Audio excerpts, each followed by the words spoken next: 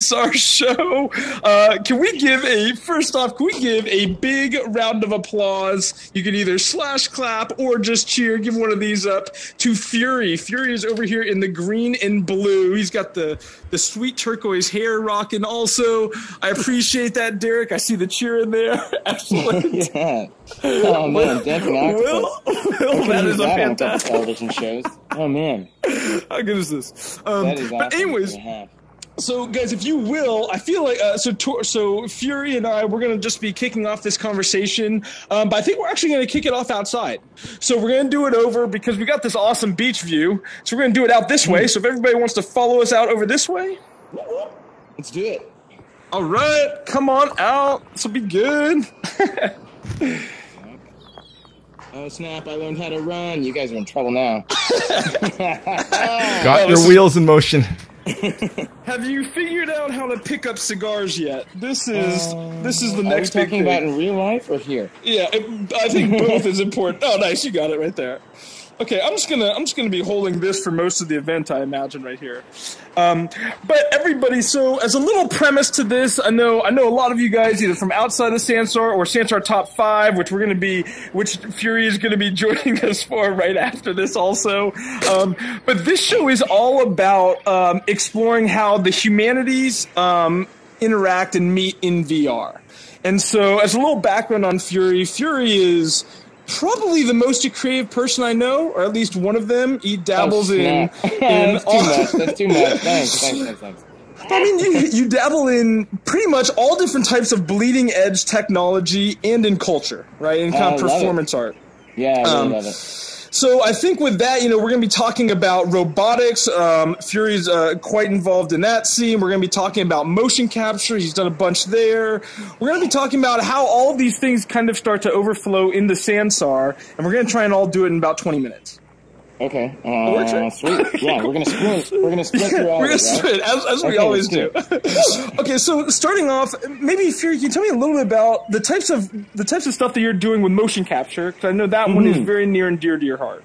It is. Motion capture is a huge part of my life, especially at the moment because I moved out to the entertainment space from Austin, Texas, to LA to be a physical performer, both in stunts, in dance. Acting and gaming, and then after kind of partnering with a variety of different motion capture companies, I realized that I could actually do some things on my own, just being freelance and kind of getting the attention that they couldn't get by needing to reach out to the communities that I've been a part of already. How many stunt people wish they could have their own motion capture suit? How many dancers? How many this? And so that really kind of dove in to I guess what would become where I am now, and that's how it happened. I really do love it. I think it's something that's going to broaden us all. I'll come over this side. Well, and actually, in my view. Here we go. Yeah, no, this is good. Well, so and tell me this, because I know one thing that a lot of us in here were obviously very much like the bleeding edge. There goes the drink over the edge. Don't dive, Will. Don't dive. You're a young man. Although you're an octopus, you might survive. Hey, can you breathe? So one thing I'm kind of curious about is how do you think is it a hardware issue for how to bring in motion capture and performing artists into VR a little bit more? Is that on the hardware side? Is it just on people don't know what that would look like? And then once they are in, what do you think is some of the coolest ideas of what could happen? Or things that you've already seen happen?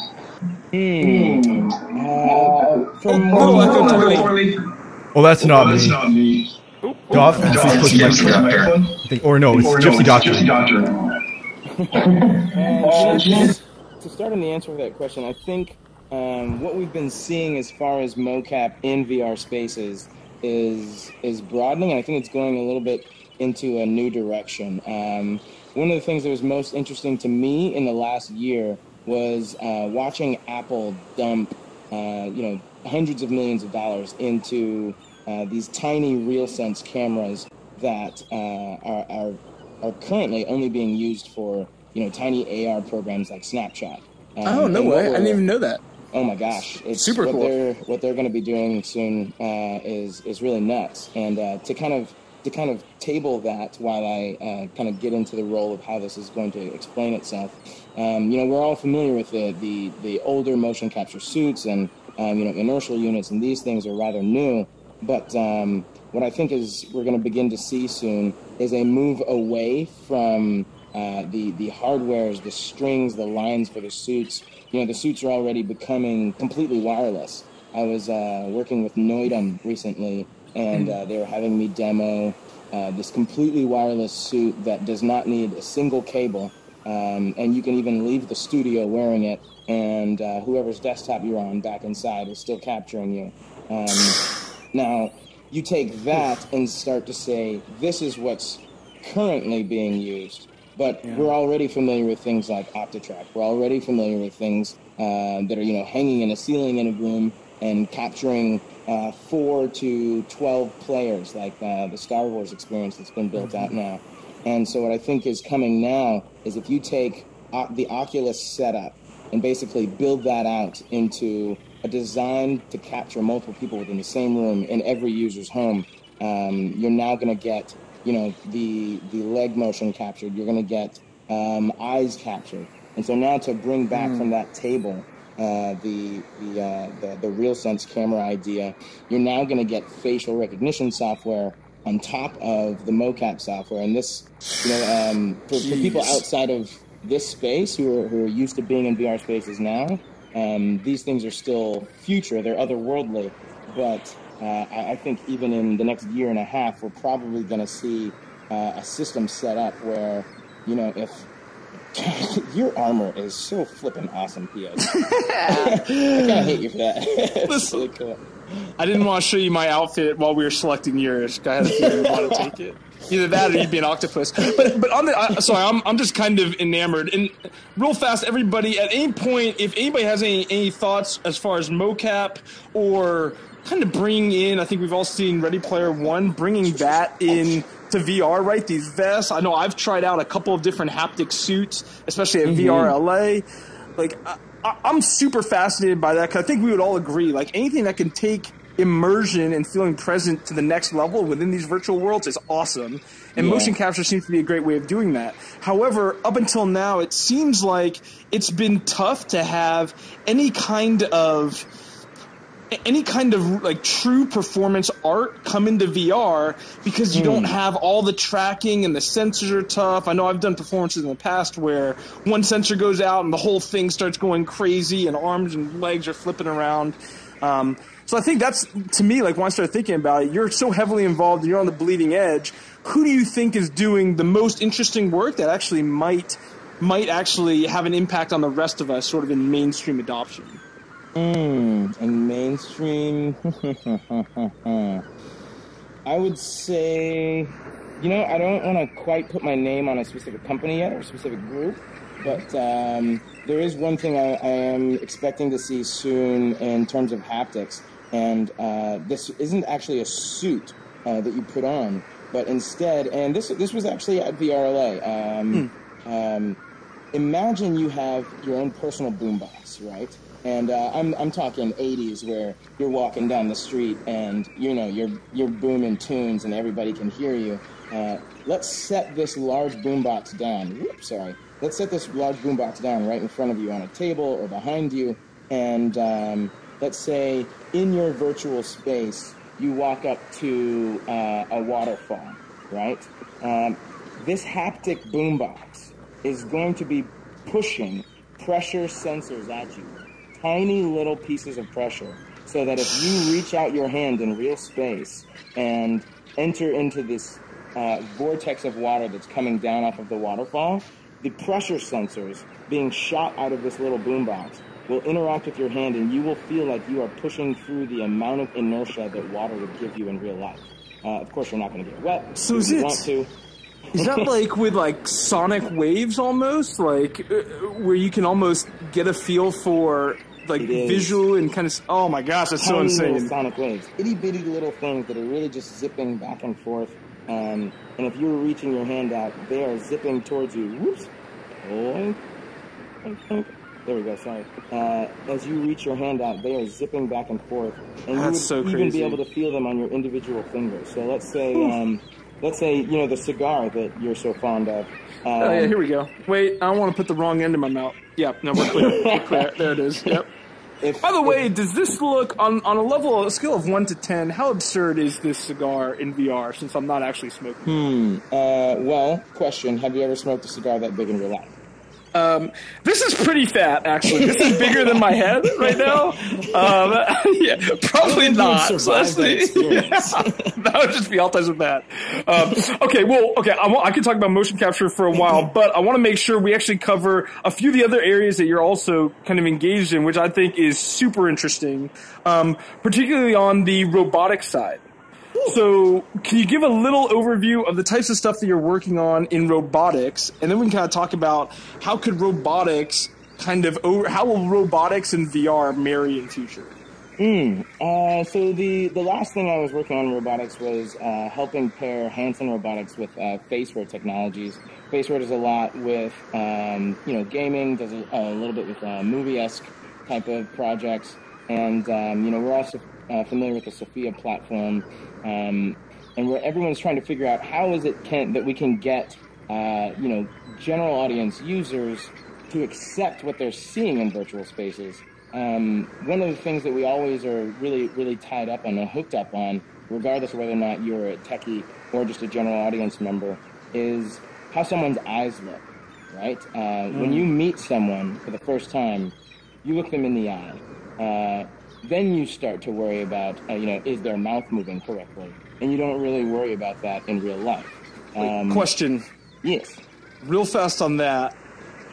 I'm looking around, and there are some hilarious quote-unquote eyes in this experience. Can we just try not to get hooked up on it? Because you're familiar with all these people, and I'm watching people come in. I'm sorry, this is just too okay. From Will B's Octopus eyes. This is, Derek, massive shout out. Sorry guys, we just have to interrupt the programming real quick just to acknowledge some of the excellent outfits on here.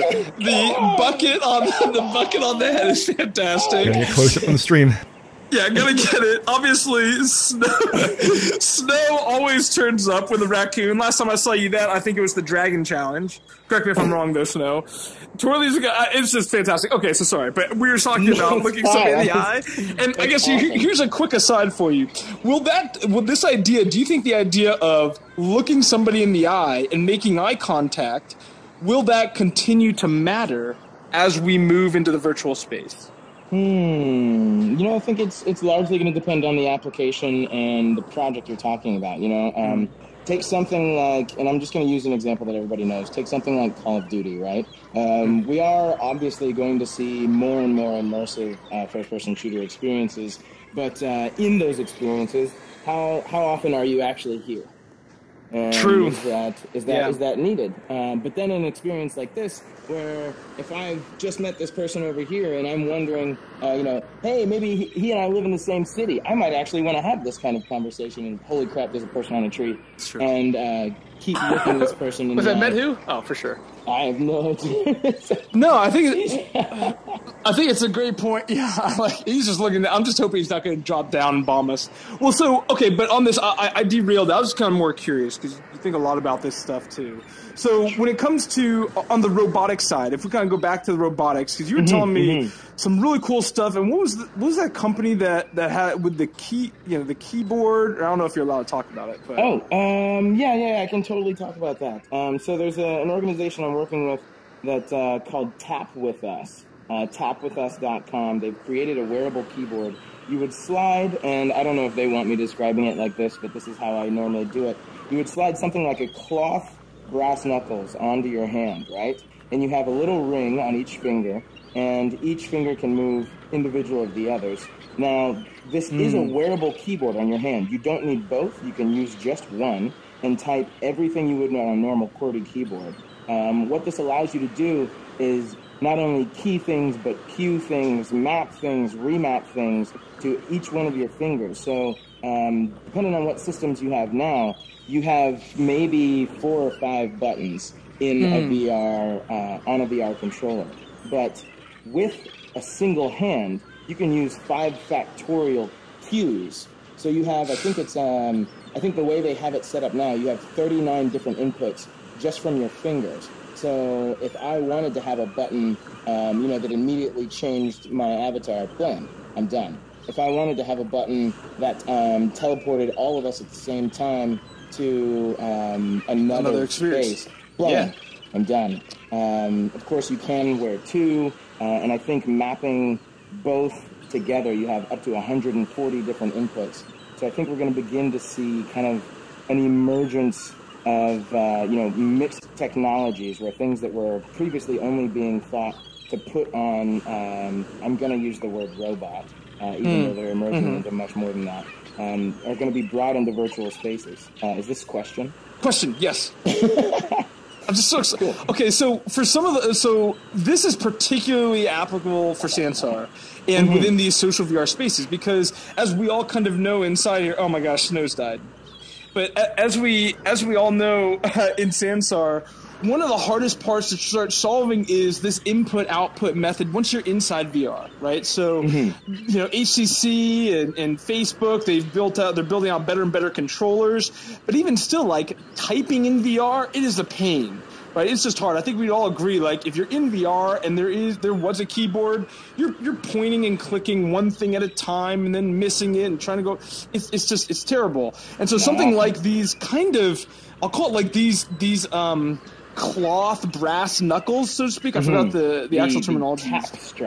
The tap strap. Where if I could, in theory at least, have those as part of the controller, I could be, quote-unquote, typing in air all of a sudden to get to things. And I think those types of applications are even, like a tap strap for me, is way more applicable in VR than it even is in real life. But I'm obviously biased with that. I mean, righto. And one of the other things I just realized is you could also remap and cue your tap strap to continue controlling just your desktop, not in VR.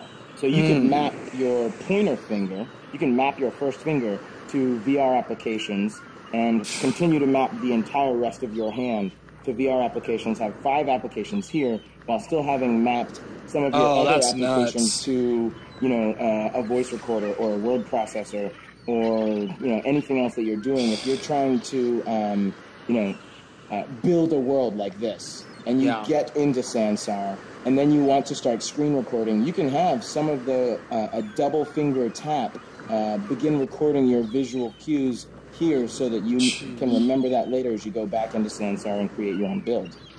Well, so as we talk about this real fast, I'm just curious if anybody else in the audience, has anybody else in the audience seen any interesting, we'll call it input-output methods? For lack of a better kind of terminology here. Gosh, dude, you just got so much movement. But has anybody else seen any interesting input-output methods that might help solve one of VR's problems, which is doing exactly that, input and output when you're in VR and you got the headset on? Because if they have, I'd love to kind of check it out. Because you're like the tap strap that you showed me was by far the coolest thing I had seen. Like, I'm super excited about it. And the applications for it, which is crazy. Right now, I'm actually kind of busting it into some music programs. I have some people who are doing A&R with the label. Yes! Oh my gosh, you never did that? Thank you. So we just toss it back. Oh, you got. Oh, wait. Oh, nice. Let me just. Oh, yeah. I went to Warped Tour as a kid. Okay, one last topic, just before we run out of time, because we've covered a bunch, but I want to get your take on it. And you had some particularly interesting thoughts, ideas, and you might even be working on some projects around AI inside of VR and some of the cool applications for it and potentially ramifications of it. Yes. So there's a project I'm working on currently. I'm not the exec producer. I'm performance and partnerships for this one. It's called Robot Prayers. And this has been developed by a DreamWorks and EA animator and a Grammy Award-winning music producer. And together they wrote this story of an emerging world of AI. You can think of it like a Toy Story in VR of artificially intelligent beings. Now, this story is happening in the virtual space, 100% completely. It's a live performance, and artificially programmed beings will be operating on their own, doing everything they do in their. Hold on, can I do this? Wonk, wonk. Yeah, in their daily lives, and we are going to have audience members come in, watch this story unfold, and not tell them that many of these AI beings may choose to walk up and shake their hand, and through this haptic boombox, you'll actually be able to interact with them. You'll be able to shake the hand of an artificially intelligent being who doesn't exist in the real world. So this is one of the things that's happening as a performance art. But I'm actually looking forward to kind of connecting a group that I don't think I can talk about yet. So that, I mean, you'll all be able to guess, I'm sure. So that you can say, go click, click, book me a movie for tomorrow. Gotcha. Click, click, make an appointment with Tim to, sit down with Snapchat. And then I have all these other things going on. I think that the first AI experiences that we're going to see interact will be something like still simple applications. Do you think that?